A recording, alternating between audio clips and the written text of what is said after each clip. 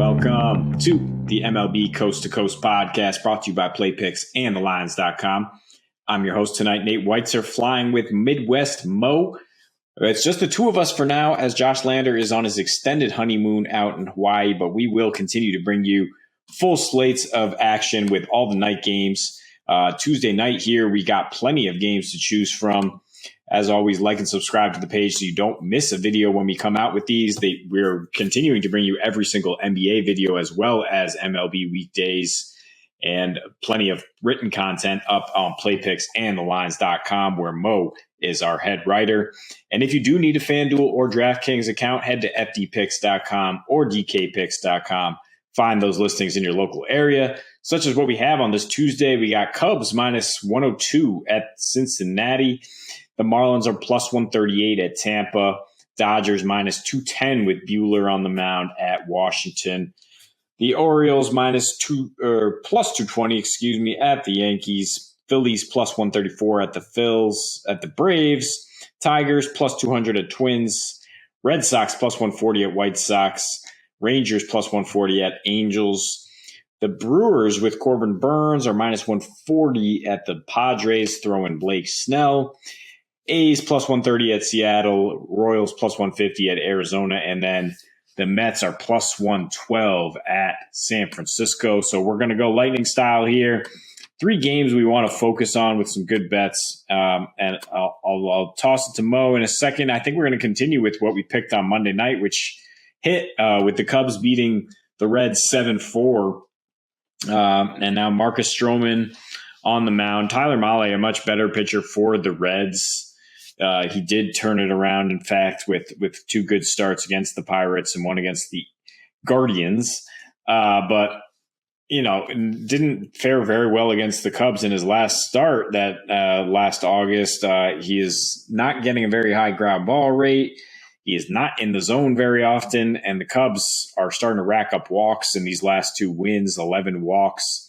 Stroman's always been a very talented pitcher. He's not getting ground balls either, but his Sierra is the best it's been in 6 years. Very high called strike rate, and does have success against Cincinnati, including an 8-inning one-hitter the last time he pitched at that hitter's park last July. So I think we roll with the Cubs again, and you're getting even more value because the Reds are throwing basically their best starter. Yeah, I like the Cubs a little bit here. I do have Stroman rated as a stronger pitcher than Mahle. He's getting a little bit unlucky so far, 55% left on base. His normal ratio is 72%. So just basically all the runners he's allowing are scoring. It's not going to keep up. Also, his home run per fly ball rate is higher than normal by a fair amount, several percentage points, which doesn't sound like a ton, but it should be actually lower than normal this year with the more dead baseball. So I would expect that to regress in his favor as well. I'm just not worried at all about his 4.88 ERA. I think he's pitching fine. Like you said, the Sierra is as good as it's been in some time. So I do think Stroman's a little better than Mahle. The computers agree with me. They project Stroman to be better. And I don't see much of a difference between these offenses, but the Cubs do have a much better bullpen. And so with just their advantage in pitching, I did have them closer to minus 120. I think I'm seeing mostly minus 110s out there. I think you can play that. But that minus 102 on FanDuel looks pretty good as of tonight. So we'll see if it's still there in the morning or if it corrects more to what the rest of the market's at. Yeah, and that Reds offense, while it did have a nice spike there, still very boom bust. And you mentioned it. Yeah, the bullpen is the biggest difference there. If these two pitchers are kind of neck and neck in terms of their talent level, you got to give the Cubs a huge edge because they actually have some talent to back up Stroman. Looking at the second game here, 2 elite starters out in San Diego, Corbin Burns and Blake Snell. Although Snell only making his second start of the year, and he did not get hit very hard. I mean, did give up a couple runs there in 3 2/3, but he's throwing 97, only 2 hard hit balls. The Brewers offense not really doing much this year, and they're hitting just 225 against lefties. Corbin Burnes on the other side, I think you can trust to continue to dominate the way he has, even though his barrel rate is up from 3 to 10%. The swinging strike rate still very high, and that's why he has a 92% strand rate. And he's basically only been victimized by the long ball with a 17% home run fly ball ratio, but it's hard to hit it out there in Petco. I think the way I want to play this instead of minus 140 for the Brewers is to take a win margin and say Brewers by 1 to 3 runs at plus 145. So I don't think they can pull away from anybody. I think Snell is pretty damn good still. He should keep this low scoring. We have a total of just 6.5 runs, and I think it's one of those games where the Brewers bullpen is going to have to take the baton from Burnes and try to win a 3-1 or a 2-0 game or something like that. Maybe we go closer to the over on this total if either of these guys are shaky, because Burnes was hit kind of hard last time against the Padres. But either way, I think the Brewers, if they win, it's not going to be a runaway because that offense is just so uninspiring. Yeah, that definitely makes sense. Definitely would be a way to get a nice little plus money there. I did see a Brewers minus 120 out there. I think that's way too low. And I'm seeing some minus 130s still, which I think is very, very fine to bet the Brewers. I think it's too low. Burnes, in some senses, pitching better than ever this year. I'm just like wondering how low of a zone rate he can get away with. He's down to 43.8%, but it's just like not mattering. And it's a percent where he's been successful before. He was at 44% in 2020. So I'm not like too terribly concerned. And then, Blake Snell. I mean, we only have a 1-game sample, but we've seen some of the starters come in and have trouble getting a feel for the baseball. And I feel like Snell, with his history of mediocre command, it's more so maybe affecting him. He had a 36.9% zone rate. That's obviously ridiculously low, and walked a ton of guys when he first tried to come out. Still missing a lot of bats, which is the foundation you want, but much more confident in Burnes here. Milwaukee, they are below average versus lefties so far, which I think makes sense when I look at this lineup. I like that taking a lefty can help neutralize Rowdy and Colton Wong. But one thing that really helps them here is they do have one of the most disciplined lineups in MLB, 4th lowest outside zone swing percent. So they'll make Snell come to them, which I think is how you need to approach him. And until I see Snell kind of rein in his command a little bit, I think we have to project him for honestly average to below average performance.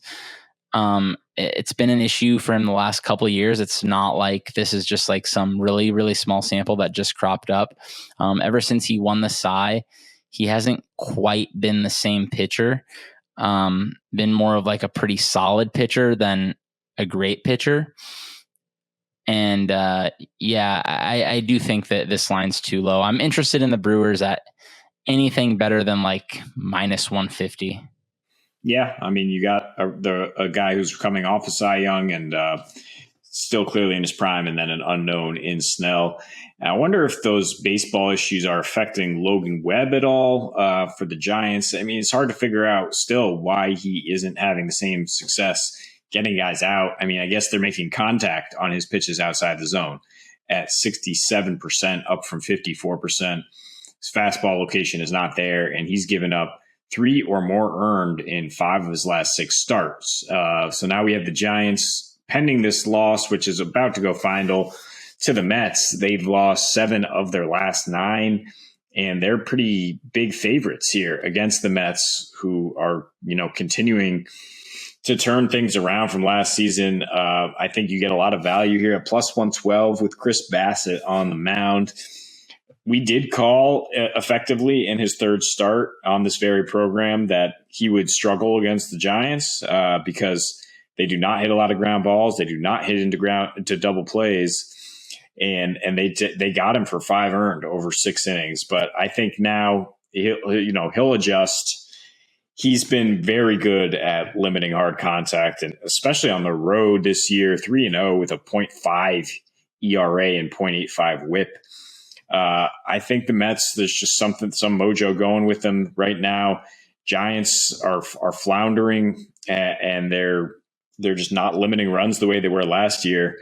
So I don't know how to feel about the total at 7 runs, but I think when you get a kind of this coin flip, I would go with the team that seems to have that mojo in the Mets. Yeah, I would lean a little bit to the Mets here and a little bit to the under. I think I'm interested in the under here. I know it's low, but I think maybe the market might be, if it's dinging Logan Webb at all for his start, I'm not concerned about it really. He's still getting a ton of grounders, 58%, and that matches up pretty well against a Mets team that does lean a little bit more towards hitting grounders.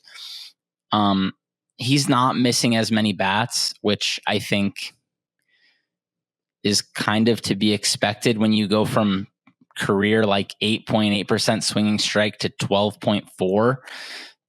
It's pretty likely we saw a career year from Webb last year. I still think he's a very good pitcher and he's pitching overall well.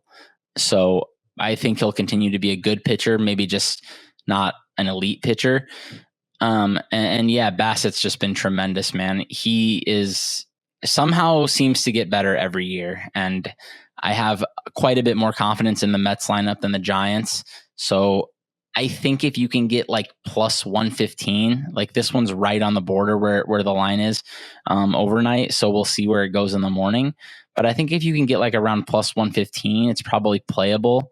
Anything above that, I'm definitely interested in the Mets. And yeah, I'm looking at the total. I think it was 7.5. And if you can get an under 7.5 at a reasonable price, that would be very good. Even under 7 at like plus, I think might be pretty good here with, two very good pitchers in that park. Yeah, I mean, the Mets hanging a big number right now at the Giants, but maybe they used up some of that juice. And 3 other things to consider here before we go. I mean, Marlins and Rays with McClanahan and Pablo Lopez looks like a good pitching matchup in the early innings there. The Phillies continue to get value at plus 135 with Kyle Gibson, most favored anomaly, on the mound against his Braves. And I think pick on Pivetta with the Red Sox going up against Dylan Cease and the White Sox. Nick Pivetta has been just terrible this year. He's been a monster the last 3 games or something. Okay, though. Turning it around at this point. I guess he's just bound to regress positive fashion, how awful he was. I'm still not projecting him to be a good pitcher, though. I think he's clearly below average still. Yeah, and this White Sox lineup should probably eat him up. But that is all the time we have for you in this one. Again, please like and subscribe to the page. We will be bringing you these videos every single weekday, breaking down night slates all MLB season long. Josh Lander will be back with us later this week to be our host. And as always, until we see you next, happy betting.